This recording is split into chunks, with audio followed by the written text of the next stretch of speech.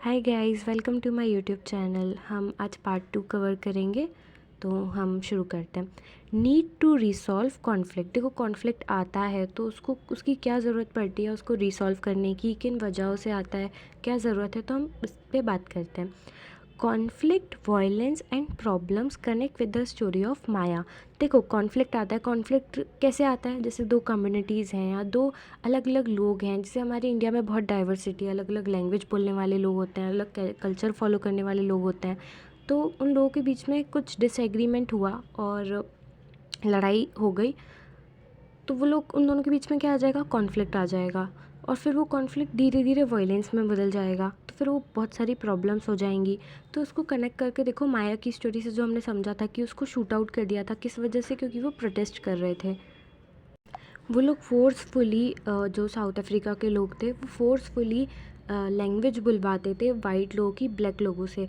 पर ब्लैक लोगों ने जब प्रोटेस्ट करा था, तब उसमें से एक सब लोगों को मार दिया गया था। तो वो चाहते तो इसका एक अच्छा खासा कंक्लूजन भी निकाल सकते थे, बट वो कॉन्फ्लिक्ट में बदल के वायलेंस में बदल गया। सो इसीलिए हम उसको इससे कनेक्ट करके देख सकते हैं।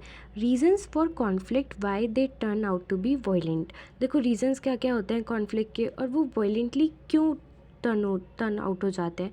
Violence lead to tension among others living in area. देखो, हम इसको एग्जांपल से समझते हैं। जैसे हमारी कॉलोनी होती है, कॉलोनी में दो लोग हैं जो कि आपस में झगड़ा कर रहे हैं।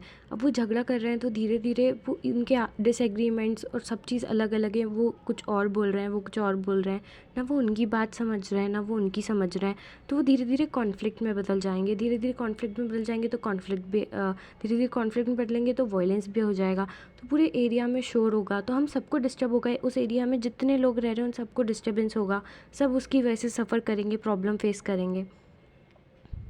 Government can play a important role in resolving conflict. देखो, गवर्नमेंट बहुत ही इंपॉर्टेंट रोल प्ले करती है रिजॉल्व करने में कॉन्फ्लिक्ट को। Role of government in resolving them, क्या रोल रहता है गवर्नमेंट का रिजॉल्व करने में? Religious procession and celebration games are sometimes lead to conflict. देखो, रिलीजियस कुछ मतलब जैसे रैली निकलती है, कोई फेस्टिवल होता है, कोई जयंती होती है, तो बहुत सारी पुलिस लगी रहती है। क्यों? इस चीज़ के लिए कि अगर बाय चांस कोई कॉन्फ्लिक्ट आए, कोई लड़ाई झगड़े हो, तो वो ज़्यादा बढ़ने से पहले ही वो उसको रिसॉल्व कर दे। Government particularly police play a important role in resolving conflict. देखो, गवर्नमेंट तो प्ले करती है इंपॉर्टेंट रोल, बट उसमें से भी पर्टिकुलरली पुलिस बहुत इंपॉर्टेंट रोल प्ले करती है रिजॉल्व करने में कॉन्फ्लिक्ट को। Rivers too can become a source of conflict between state. देखो, रिवर्स भी एक सोर्स बन जाती है कॉन्फ्लिक्ट का बिटवीन स्टेट्स। ये भी एक सोर्स बन सकती है, ये भी एक एग्जाम्पल है कि रिवर्स भी कॉन्फ्लिक्ट ला सकती हैं। Example, Kaveri water dispute between Karnataka and Tamil Nadu.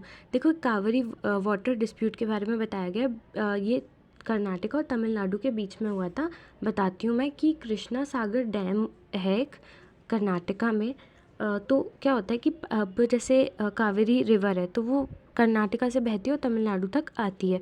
तो अब रिवर तो कहीं से भी बह के कहीं तक जा सकती है, और जहाँ बह के जा रही है वो लोग तो इस पर पूरी डिपेंडेंट होते हैं कि हाँ, वो बह के आएगी तो यहाँ का जो पानी आएगा वो हम यूज़ में लेंगे। तो तमिलनाडु के जितने भी फार्मर्स हैं, वो अपने क्रॉप्स के लिए, सब चीज़ों के लिए डिपेंडेंट है कि कावेरी रिवर आएगी और वो उस पानी का यूज़ करेंगे।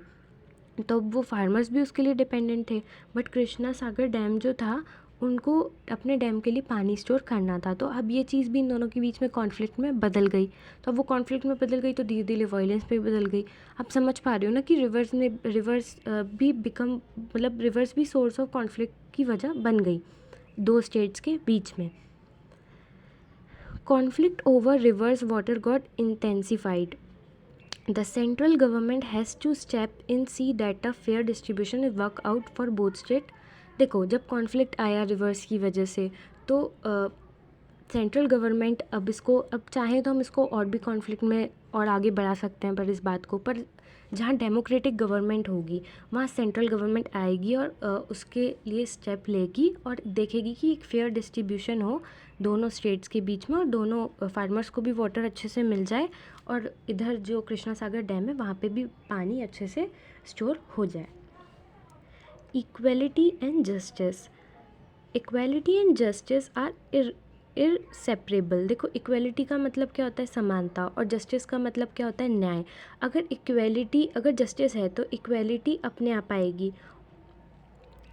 इक्वलिटी क्या होता है, जैसे हम बोलते हैं कि इक्वली ट्रीट करो, इक्वलिटी नहीं है यहाँ, समानता नहीं है यहाँ। जस्टिस यानी कि अगर किसी के साथ कुछ गलत हो रहा है तो न्याय दो। तो ये दोनों आपस में इनसेपरेबल है। अगर ये ये दोनों अलग अलग नहीं हो सकते, हम इन दोनों को अलग नहीं कर सकते। Justice is achieved when we treated everyone equally. Justice तब अचीव होता है जब हम सबको इक्वली ट्रीट करते हैं। Similarly government make some special provisions for group that are treated unequally. Similarly government ने कुछ स्पेशल प्रोविजंस बनाए हैं उन ग्रुप्स के लिए जो कि अनइक्वली ट्रीटेड होते हैं। Society does not value the girls and boys equally, this is the injustice. देखो हमारी सोसाइटी के अंदर अभी भी हम देखते हैं कि गर्ल्स और बॉयज़ को इक्वली ट्रीट नहीं किया जाता है, तो ये अनजस्टिस है। Government promote justice by providing special provisions that can enable girls to overcome the justice. देखो गवर्नमेंट ने बहुत सारे जस्टिस को प्रमोट करने के लिए बहुत सारे स्पेशल प्रोविजंस बनाए हैं जो कि गर्ल्स को हेल्प करते हैं ओवरकम